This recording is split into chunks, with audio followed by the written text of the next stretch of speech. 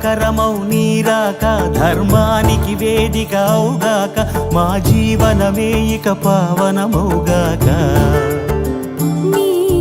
పాలన శ్రీకరమౌగాక సుఖ శాంతులు సంపదలిడుగాక నీ రాజ్యము ప్రేమ సుధామయమౌగాక